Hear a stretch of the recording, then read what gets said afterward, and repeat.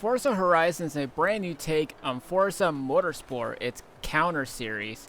I only say that because this is just more of a spin-off series, or just a new main series, or whatever you can call it. I only say sub-series because Motorsport was first, but then this game became second. But this time it was not developed by Turn 10, however they did trust the company Playground Games, and this is their debuting title.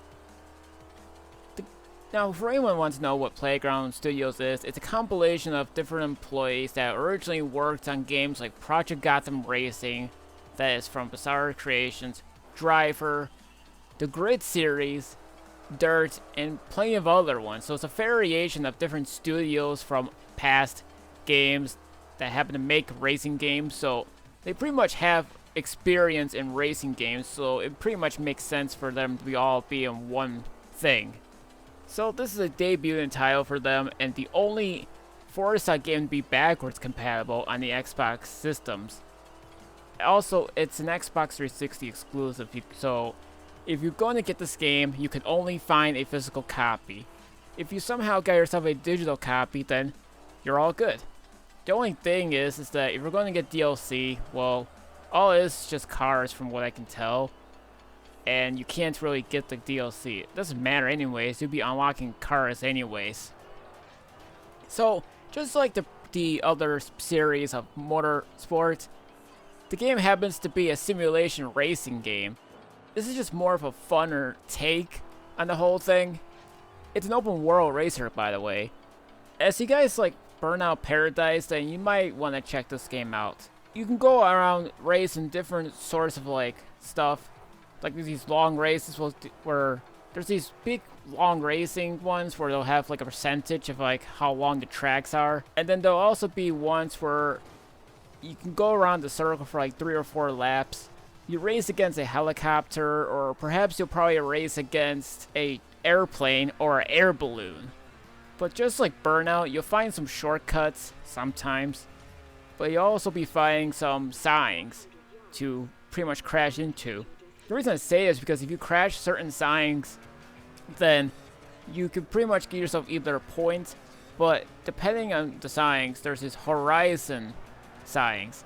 What they end up doing is that those signs can give you a discount, so depending on how many signs you take down, you get a percentage of a discount in terms of upgrading your cars, or downgrading if you could.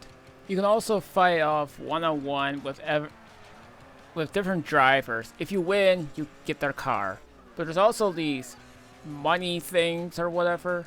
There's this little dollar sign things where if you win a certain amount of races in that one, you not only get a whole bunch of money, but if you complete them all, you get another car.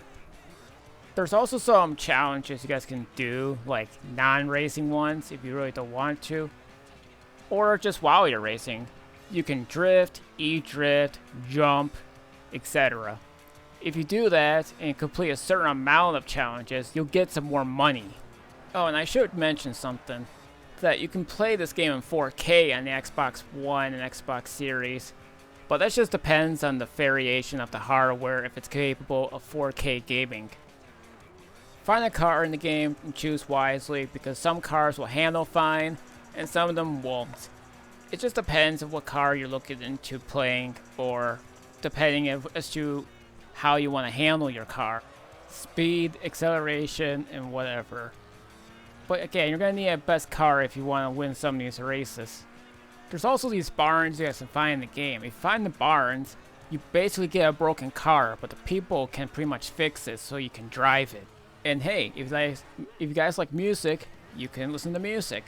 But there's at least like 3 different genres, at least from what I can tell. There's like this space type music, some dubstep, and some rock music. But if you don't want to listen to any of the radios, you can turn them off by, well, either you can switch to whichever radio you want to listen to by pressing the right D-pad, or you can just turn off the radio entirely.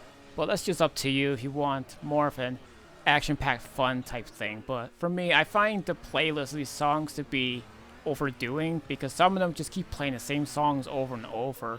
So I kind of find the licensed music to be limited. Although the game does look realistic for the time.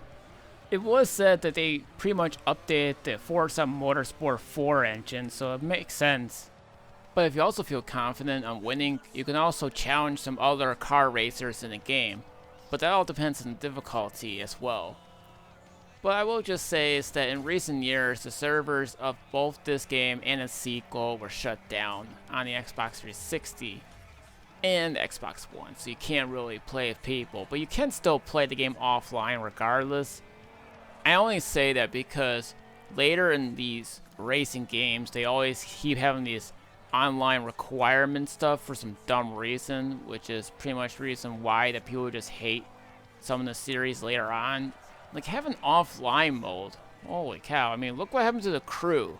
Oh, yeah, and they're suing the crew over it as well. I really don't blame them at this point. But if you guys are brand new to the Forza series, you can play either the Motorsport series first, just to get the idea of it. Or if you just want to have fun, you can always play Horizon, which is basically just like a different variation of Motorsport. But it's supposed to be like more of a funner way just to play the game. I think they wanted to get the series done because they don't want the series to feel rather stale, at least. I mean, most of the graphics are just more like showcases the power of the systems, as far as I can tell, but they always try to push the systems to their very limits in terms of realism. I think the big thing about this is that you can find a lot to do, and every time you complete racing and whatnot, you can pretty much upgrade your wristband to unlock even more races. So that way you can just always play.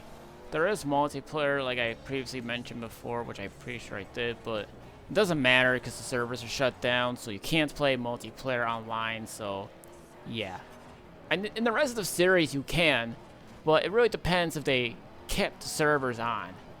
Or, you know, they like to keep delisting the games in the series, so that's kind of like why you should always get a physical version.